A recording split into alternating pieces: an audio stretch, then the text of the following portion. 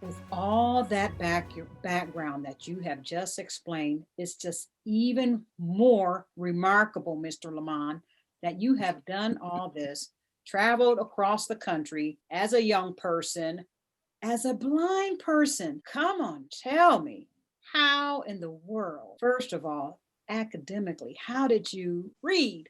How did you read? Did you learn Braille as a young child? Because I understand from research it's really good for young kids to learn Braille because research shows they do better. Did you learn Braille as a kid? I did learn Braille. I actually started in a school for learning Braille when I was 10 years old. So what happened with my vision issue is that I was completely blind at age 4, but I had surgery that restored sight in one eye, and I Hmm. was able to read regular print for first grade. Second, Okay. third, and fourth grade, I had to read large print books because I was gradually losing that sight. Aw. And then fifth grade level is when I had to start reading Braille.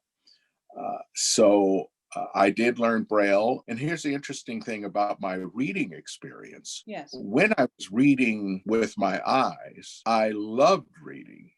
My family, my siblings, and I would walk to the library to get books and bring them home and read them. And as I was losing my sight and I couldn't read, it was harder and harder to read the print. I continued to read to the point that I would actually take the lampshade off the lamp to get enough light so that I could see the print in the book and read. So I actually continued to read until I couldn't see the print anymore. Okay. And then I started reading Braille, and I actually disliked reading when I was reading Braille. I didn't want to read anymore Oh. uh, in terms of just pleasure reading.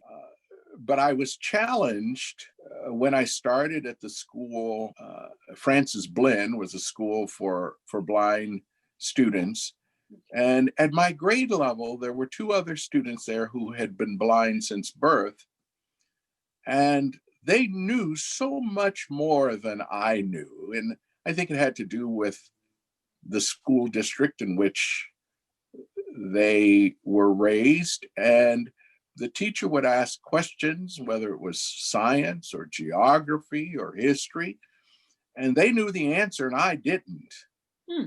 So I switched then from an interest in pleasure reading, which I had, as I said, when I was reading with my eyes and didn't want to do when I was doing Braille, to wanting to read to gain knowledge. It was very important for me to, I would, I, as I learned Braille, I would get whatever book I could, whatever textbook I could to read, to learn as much as I possibly can.